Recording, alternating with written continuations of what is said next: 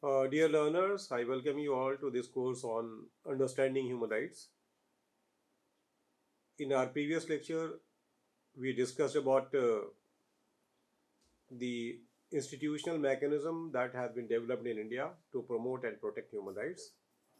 And we discussed about the National Human Rights Commission, which is the main body to promote and protect human rights in the country. After that, we discussed the National Commission for Minorities while pointing out the about the institutional mechanism. We discussed that there is one National Human Rights Commission that is for all the citizens of the country. On the other hand, you will find that there are different segments, specific groups in the country, and these groups have been recognized by the Constitution of India as well. So you'll find that for a specific needs of the specific communities or the segments, there are commissions or institutional mechanism in the country. So, after discussing National Human Rights Commission and the National Commission for Minorities, now we are going to discuss National Commission for Scheduled Caste. Uh, you see, before that, before we deal with the National Commission for the Scheduled Caste, uh, we have to remember that Scheduled Caste, they are the people who have been exploited for centuries in our own country. They faced untouchability, marginalization, social exclusion, humiliation, and all. So that is why this special mechanism, that is National Commission for Scheduled Caste, that is their institutional mechanism to protect the rights of the scheduled caste, is something that must be appreciated. Besides, this National Commission for Scheduled Caste, we should also remember that there are many provisions related with the scheduled caste and scheduled tribes in our Constitution of India. This body, this National Commission for Scheduled Caste itself is a uh, constitutional body, unlike the National Human Rights Commission or the National Commission for Minorities.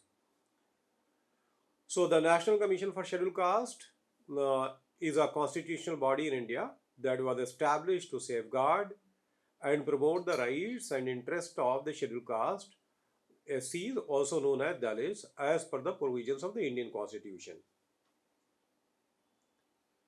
The National Commission for Scheduled Caste was constituted to address historical social injustices and discrimination faced by the scheduled caste and to ensure their socio-economic and political empowerment. Establishment and legal framework. The National Commission for Scheduled Caste was set up as a result of the 65th Amendment of Act of 1990, which inserted Article 338B into the Constitution. This article provides for the establishment of a National Commission for Scheduled Caste to investigate and monitor all matters relating to the safeguards for the scheduled caste and to report to the President of India about their conditions. So, besides, of course, all the citizens of India, they are free to go to National Human Rights Commission if there is violation of human rights as the citizen of the country. But, this is additional institutional safeguard that has been provided to the scheduled caste, keeping in view the challenges that they have been facing, atrocities they have been facing, and also recognizing their historical disadvantages. So that's why you'll find that this particular commission is working for safeguarding the rights of the scheduled caste people in the country. The NCSC consists of a chairperson, a vice chairperson, and three other members, all appointed by the President of India. The chairperson must be a person who has been a judge of the Supreme Court or the Chief Justice of a High Court. And the vice chairperson and other members should have a special knowledge in matters relating to the scheduled caste. So you see that again, the chairperson must have been a judge of the Supreme Court or the Chief Justice of a High Court.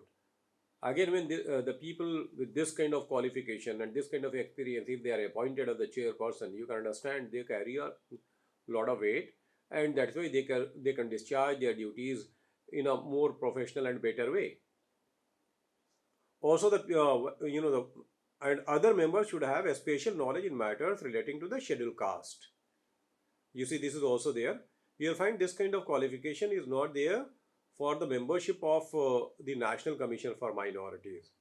Uh, Here it has been mentioned, and that is why uh, we must appreciate this, that unless people understand the plight of the scheduled caste, they are sensitive to the plight of the scheduled caste, the atrocities they have been facing in the society. They cannot ensure the effective promotion and protection of the rights of this group. Its functions. The following are the functions of the Commission. A. To investigate and monitor all matters relating to the safeguards provided for the scheduled caste, and this constitution, under this constitution or under any other law for the time being in force or under any order of the government, and to evaluate the working of such safeguards. You see, there are many special rights of the scheduled caste that are already there. There is already act, there are acts. For example, the if the atrocities are committed against the scheduled caste, then there is already a special act. So all these things, it will be looked after by this commission. To inquire into a specific complaints with respect to the deprivation of rights and safeguards of the scheduled caste. To participate and advise on the planning process of socio-economic development of the scheduled caste, and to evaluate the progress of their development under the union and any state. To present to the President annually and at such other times as the Commission may deem fit reports upon the working of those safeguards. To make in such reports recommendations as to the measures that should be taken by the Union or any state for the effective implementation of those safeguards, and other measures for the protection, welfare, and socio-economic development of the scheduled caste. To discharge such other functions in relation to the protection, welfare, and development and advancement of the scheduled caste as the President may, subject to the provisions of any law made by Parliament by rule specify. After National Commission for Scheduled Caste, we have the scheduled tribes. They have been also facing many challenges for centuries, and the plight of the scheduled tribes have been also it has been also recognized by the Indian state, and you'll find that there is a separate commission for safeguarding the rights of the scheduled tribes. So that the National Commission for Scheduled Tribes, that is NCST, was established by amending Article 338 and inserting a new Article 338A in the Constitution through the Constitution 89th Amendment Act 2003. So you see that the National Commission for Scheduled Tribes is also a constitutional body, unlike the National Commission for Minorities or National Human Rights Commission. They are statutory bodies. By this amendment, the erstwhile National Commission for Scheduled Caste and Scheduled Tribes was replaced by two separate commissions. Earlier, there was one commission, and that was National Commission for Scheduled Caste and Scheduled Tribes. So, but by this amendment, what happened that the erstwhile National Commission for Scheduled Caste and Scheduled Tribes was replaced by two separate commissions, namely the National Commission for the Scheduled Caste and the National Commission for Scheduled Tribes.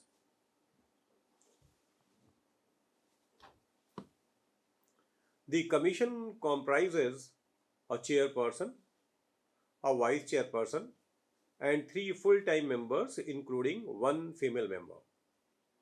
The term of all the members of the commission is 3 years from the date of assumption of charge. The term of office of chairperson, vice chairperson, and each member is 3 years from the date of assumption of charge. The chairperson has been given the rank of Union Cabinet Minister, and the vice chairperson that of a Minister of State, and other members have the ranks of a Secretary to the Government of India. The first National Commission for Scheduled Tribes was constituted in March 2004. The second commission was constituted in 2007, the third commission was constituted in 2010, and the fourth commission was constituted in November 2013. The following are the functions of the Commission: to investigate and monitor all matters relating to the safeguards provided for the scheduled tribes under the Constitution or under any other law for the time being in force or under any order of the government, and to evaluate the working of such safeguards. To inquire into a specific complaints with respect to the deprivation of rights and safeguards of the scheduled tribes, to participate and advise in the planning process of socio-economic development of the scheduled tribes, and to evaluate the progress of their development under the union and any state, to present to the president annually and at such other times as the commission may deem fit reports upon the working of those safeguards, to make in such reports recommendations as to the measures that should be taken by the union or any state for effective implementation of those safeguards, and other measures for the protection, welfare, and socio-economic development of the scheduled tribes. To discharge such other functions in relation to the protection, welfare, and development and advancement of the scheduled tribes as the President may, subject to the provisions of any law made by Parliament by rule as specified. The Commission would discharge the following other functions in relation to the protection, welfare, and development and advancement of the scheduled tribes, namely: measures that need to be taken over conferring ownership rights in respect of minor forest produce to the scheduled tribes living in forest areas. We should know that many of the scheduled tribes have been living in the forest areas, or the forest dwellers they are. So that way, this has been especially taken care of. Measures to be taken to safeguard rights to the tribal communities over mineral resources, water resources, etc., as per law. This has been a general complaint from the scheduled tribe people or the Adivasis living in the jungles, that because of the mining, the flora and fauna and the total economic ecosystem of the forest areas have been disturbed because of the mining and other developmental activities. So that's why they claim that they have been living in complete harmony with the forest or the nature for centuries. But because of these activities that the government may say developmental, which is proving to be detrimental to their interest. So that is why this has been particularly mentioned here, that the measures to be taken to safeguard rights to the tribal communities over mineral resources, water resources, etc., as per law. Measures to be taken for the development of tribals and to work for more viable livelihood strategies,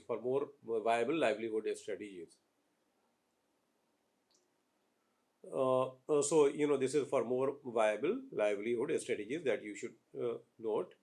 Measures to be taken to improve the efficacy of relief and rehabilitation measures for tribal groups displaced by development projects. Measures to be taken to prevent alienation of tribal people from land and to effectively rehabilitate such people in whose case alienation has already taken place. Again, measures to be taken to elicit maximum cooperation and involvement of tribal communities for protecting forest and undertaking social afforestation.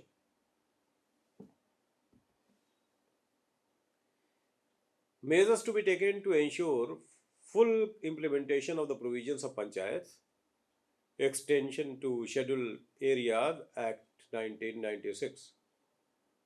Measures to be taken to reduce and ultimately eliminate the practice of shifting cultivation by tribals that lead to their continuous disempowerment and degradation of land and the environment.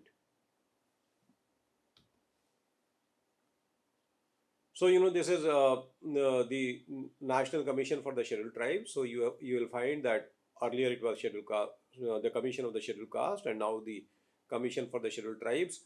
Both the commission, they are working for the uh, protection and promotion of the rights of the scheduled caste and the scheduled tribes respectively. Now we are going to discuss the National Commission for Backward Classes. This is another segment in our country which has been, marginalized for centuries. So that is why, their special needs have been also taken into consideration, and the government has created this commission. The National Commission for Backward Classes, NCBC, is an Indian constitutional body under the jurisdiction of Ministry of Social Justice and Empowerment, Government of India, established through Constitution Act 2018, also called 102nd Amendment Act 2018. This Amendment Act in the Constitution to make it a constitutional body under Article 338B of the Indian Constitution. It was constituted pursuant to the provisions of the National Commission for Backward Classes Act 1993. The main work of the Commission is to participate and advise actively on the socio-economic development of the socially backward classes, along with evaluating the progress of their development. Composition. According to Article 338B of the Constitution, subject to the provisions of any law made in this behalf by Parliament, the Commission shall consist of a chairperson, vice chairperson, and 3 other members of the conditions of service and the conditions of service and tenure of office of the chairperson, vice chairperson, and other members so appointed shall be such as the President may by rule determine. The chairperson, vice chairperson, and other members of the Commission shall be appointed by the President by warrant under his hand and seal. The Commission shall have the power to regulate its own procedure. According to Article 338B, Clause 5, it shall be the duty of the Commission. Number 1, what are the functions we are going to discuss now? The important part of this discussion. To investigate and monitor all matters relating to the safeguards provided for the socially and educationally backward classes under this Constitution or under any other law for the time being in force or under any order of the government and to evaluate the working of such safeguards. To inquire into specific complaints with respect to the deprivation of rights and safeguards of the socially and educationally backward classes. To participate and advise on the socio-economic development of the socially and educationally backward classes, and to evaluate the progress of their development under the Union and in a state. To present to the President annually and at such other times as the Commission may deem fit reports upon the working of those safeguards. Number 5, to make in such report the recommendations as to the measures that should be taken by the Union or any state for the effective implementation of those safeguards and other measures for the protection, welfare, and socio-economic development of the socially and educationally backward classes. And number 6, to discharge such other functions in relation to the protection, welfare, and development and advancement of the socially and educationally backward classes as the President may, subject to the provisions of any law made by Parliament by rule as specified. After that, we are coming to the National Commission for Women. This is another important commission in the country. We know that in our country, society has been male dominated, and the women, although they constitute 50% of our population, but their presence in the social and political spaces you will find, especially where in the corridor of power or in other areas, you will find that is not commensurate to their population in the country. They have been subjected to many kind of atrocities. For example, discrimination against women start right from the womb of the mother. So the feticide, infanticide, although they are criminal offense, but still, they are in practice in the country. Women are also, subjected to domestic violence, sexual exploitation, human trafficking, and, dowry death or bride burning is also a common feature in our country, even after the, so many years of independence. So this is the reason that the women, as one of the vulnerable groups of the society, they need a special care. And this is the reason that the National Commission for Women was established. So the National Commission for Women is a statutory body of the Government of India, generally concerned with advising the government on all policy matters affecting women. It was established on 31st January 1992 under the provisions of the Indian Constitution as defined in the 1990 National Commission for Women Act. Composition: a chairperson appointed by the central government who can remain committed and dedicated to safeguard women's causes. The central government nominates 5 members from the people who have already worked in fields related to legislation, trade unionism law, and management of female-oriented industry also. The people related to NGOs and social welfare can be part of it. At least one member from the scheduled caste and scheduled tribes is nominated by the central government, and the membership secretary, who also belongs to the scheduled caste and scheduled tribes respectively. A person who is experienced and an expert in management and knows about sociological movements.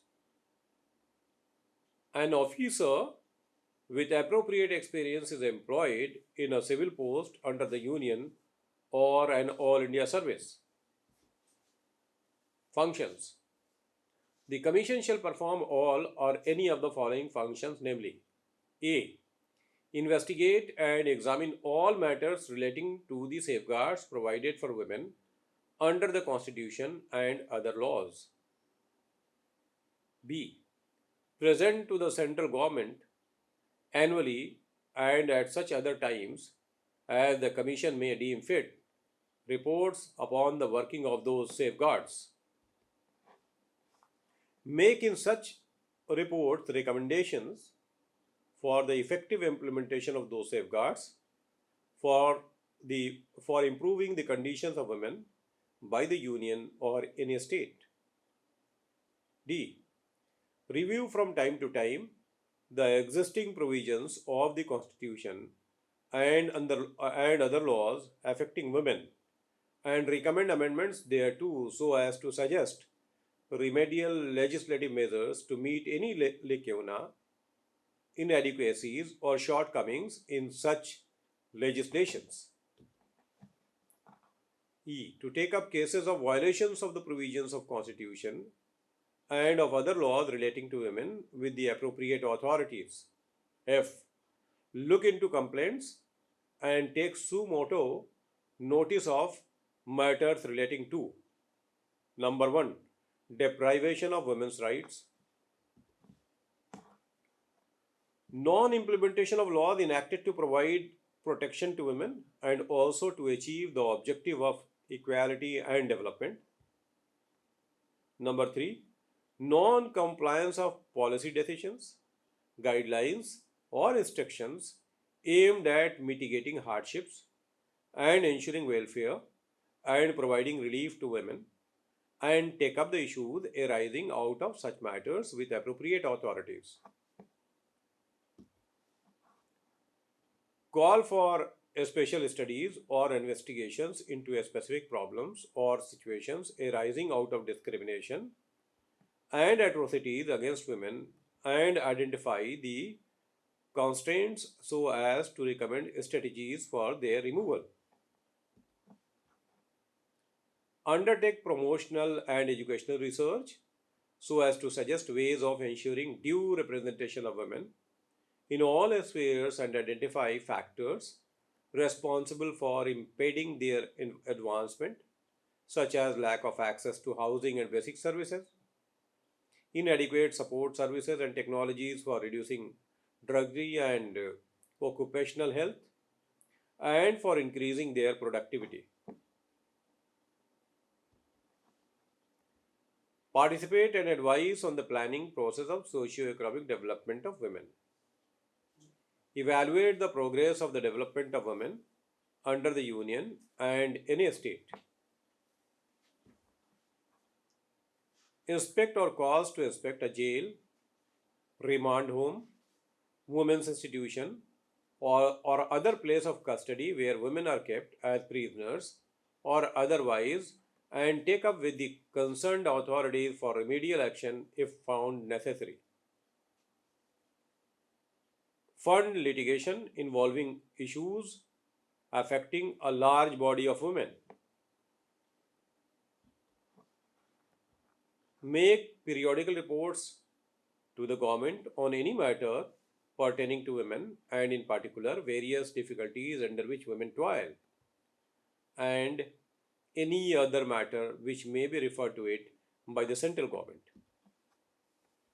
So we find that the vulnerabilities of the women have been recognized, uh, and that is why a separate commission has been created for the protection and the promotion of the rights of women. So that is also an institutional mechanism, one of the effective institutional mechanism in the country to protect the rights of women, recognizing their vulnerabilities in the country. After that, we are going to take up National Commission for Protection of Child Rights. That is another important group, in our country, because children, they need a special care. You will find there are a lot of children who are street children. There are many children who are exploited through various means. For example, they work in hazardous industries. Child labor is already a problem in the country. So that is why you see their rights have been also taken into account, and the special care they need, that have been also taken into account, and that's why this commission has been also created. Uh, so we are going to discuss this National Commission for Protection of Child Rights in the next lecture. So far we have discussed for example, first of all we discussed the National Human Rights Commission, then we discussed about the National Commission for Minorities, then the National Commission for the Scheduled Caste, then we discussed National Commission for the Scheduled Tribes, and after that we also discussed about the National Commission for the Backward Classes, and then we discussed National Commission for Women. Now, the another important institutional mechanism, that is National Commission for Protection of Child Rights. The National Commission for Protection of Child Rights. Uh, After discussing those commissions, the Commission of National Human Rights Commission, National Commission for Minorities, National Commission for Women, National Commission for Scheduled Caste, National Commission for Scheduled Tribes, and National Backward Classes Commission. Now we are going to discuss the National Commission for Protection of Child Rights. As you all know that the children need a special care. They are subject to many kind of exploitation in our own society. As you all know that it is said that 1/4 of the child labor force lives in India. 1/4 of the total child labor force of the world. So, there are many issues related with children, and that is why the government of India has taken into consideration the rights and the plight and the challenges that, the plight and the challenges that the children face. And that is why the separate commission has been created for protecting and promoting the rights of children in the country. The National Commission for Protection of Child Rights is a statutory body established by an Act of Parliament, the Commission for Protection of Child Rights Act 2005. The Commission works under the aegis of Ministry of Women and Child Development, Government of India. The Commission became operational on 5th March 2007. The National Commission for Protection of Child Rights emphasizes the principle of universality and inviolability of child rights, and recognizes the tone of urgency in all the child-related policies of the country. For the Commission, protection of all children in the 0 to 18 years age group is of equal importance. The Commission is mandated under Section 13 of CPCR Act 205 to ensure that all laws, policies, programs, and administrative mechanisms are in consonance with the child rights perspective as enshrined in the Constitution of India and the UN Convention on the Rights of the Child.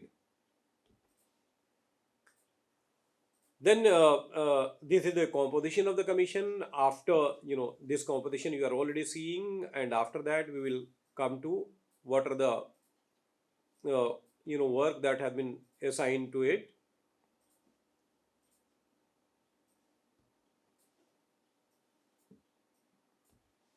So functions of the commission.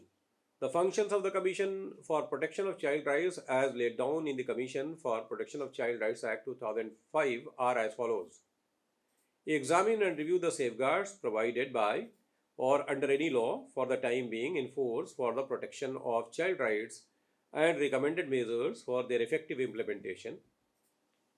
Present to the central government annually and at such other intervals as the Commission may deem fit reports upon working of those safeguards. Inquire into violation of child rights and recommend initiation of proceedings in such cases. Examine all factors that inhibit the enjoyment of rights of children, affected by terrorism, communal violence, riots, natural disaster, domestic violence, HIV/AIDS, trafficking, maltreatment, torture and exploitation, pornography and prostitution, and recommend appropriate remedial measures. You see all comprehensive kind of work that have been assigned to this commission, and all major issues that children are facing, challenges that the children are facing, they have been taken up. Look into the matters relating to the children in need of a special care and protection, including children in distress, marginalized and disadvantaged children, children in conflict with law, juveniles, children without family, and children of prisoners, and recommend appropriate remedial measures. And then, these are other functions of this particular commission, and you can see that most of the issues that are faced by the children, they have been taken under it.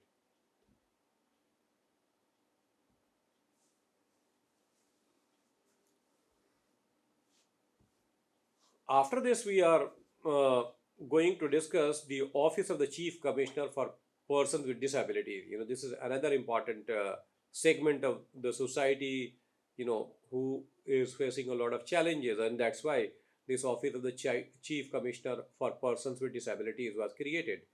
The Office of the Chief Commissioner for Persons with Disabilities was set up under Section 57 of the Persons with Disabilities, Equal Opportunities, Protection of Rights and Full Participation Act 1995. And you see, after this, we are going to discuss the important function of this particular body. Section 75 of the Act 2016, the mandated function of the Chief Commissioner as under. The Chief Commissioner shall identify suo motu or otherwise the provisions of any law or policy, program and procedures which are inconsistent with this Act and recommend necessary corrective steps. Inquire suo motu or otherwise deprivation of rights of persons with disabilities and safeguards available to them in respect of matters for which the central government is the appropriate government, and take up the matter with appropriate authorities for corrective action. Review the safeguards, that is another important function. Review the factors that inhibit the enjoyment of rights of persons with disabilities and recommend appropriate remedial measures. And then it has to also conduct studies, study treaties and other international instruments on the rights of persons with disabilities and make recommendations for their effective implementation.